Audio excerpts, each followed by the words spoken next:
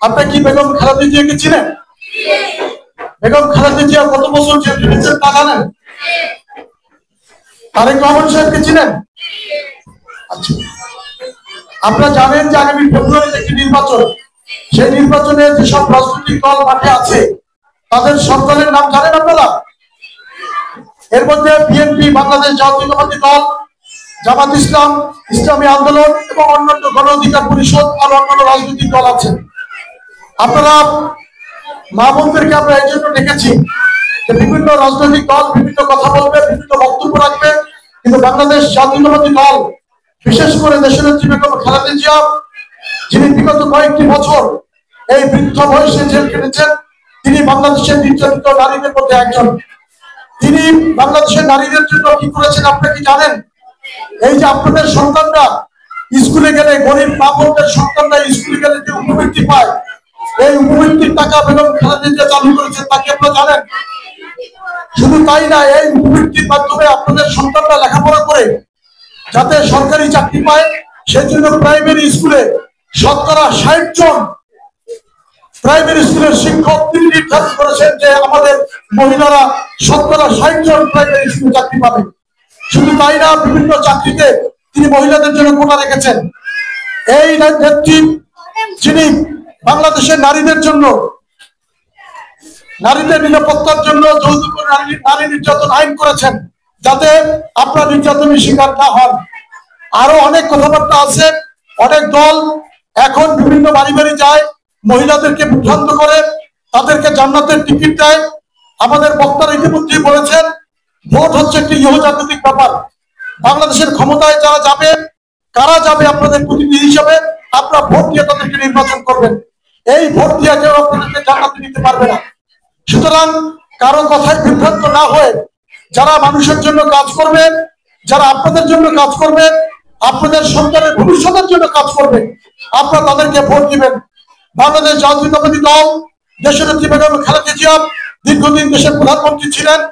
বাংলাদেশের নারীদের জন্য তিনি অনেক কিছু করেছেন। আমরা লিখিত আকারে, লিফলেট আকারে আপনাদেরকে দিব। আপনারা সেই লিফলেট নিয়ে বাংলাদেশের নারীদেরকে, এই বেতাগী শান্তিপুরের নারীদেরকে বোঝাবেন তারা যেন তাদের মূল্যবান ভোট বাংলাদেশ জাতীয়তাবাদী দলকে দেয়। অতীতে যারা দেশের বিরুদ্ধে কাজ করেছে, দেশের স্বাধীনতার বিরুদ্ধে কাজ করেছে এবং ধর্মের নামে যারা মানুষকে বিপদগামী করে, জঙ্গি তৈরি করে, সন্ত্রাস তৈরি করে, তাদেরকে যাতে ভোট না দেয়। এবং বাংলাদেশ জাতীয়তাবাদী দল একটি শান্তিপ্রিয় দল। যারা ধর্মের নামে আপনাদেরকে বিভ্রান্ত করে, তাদেরকে জিজ্ঞেস করবেন যে আপনারা ইসলামের নামে দেশ শাসন করবেন, তাহলে হিন্দুরা কি দেশ ছেড়ে যাবে? হিন্দুরা দেশ শাসন করতে পারবে না? তারা এই দেশের নাগরিক না? সুতরাং এই দেশ হিন্দু, মুসলমান, বৌদ্ধ, খ্রিস্টান সকলের দল, সবাই মিলে আমরা এই দেশকে শাসন করব, এই দেশ পরিচালনা করব এবং ধর্মমত নির্বিশেষে নারী পুরুষ, হিন্দু, বৌদ্ধ, খ্রিস্টান আমাদের সকলের সমান অধিকার। সেই অধিকারের ভিত্তিতে আমরা বাংলাদেশ জাতীয়তাবাদী দল, এদেশের দল, মুক্তিযুদ্ধের ঘোষক শহীদ রাষ্ট্রপতি জিয়াউর রহমানের দল, সেই দলকে আমরা ভোট দিব।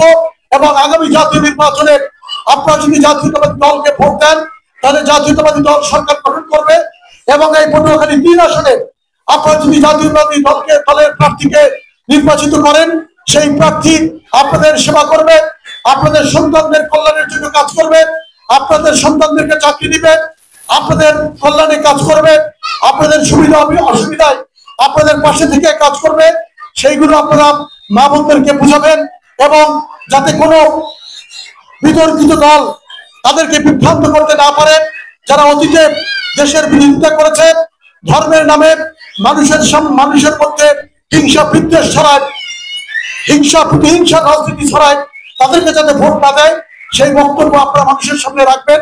সেই আশাবাদ ব্যক্ত করে ভবিষ্যতে আবার আপনাদের সামনে দেখা হবে, নির্বাচনের মাঠে দেখা হবে, নির্বাচনের বাইরেও আপনাদের সাথে সুখ দুঃখে এবং ভালো মন্দ সবকিছু নিয়ে আপনাদের কল্যাণের জন্য, আপনাদের উন্নয়নের জন্য আমরা বারবার আপনাদের কাছে আসবো, আপনাদের সমস্যার কথা শুনবো, আপনাদের বক্তব্য শুনবো এবং আপনাদের বক্তব্যের আলোকেই আপনাদের জন্য আমরা কাজ করব।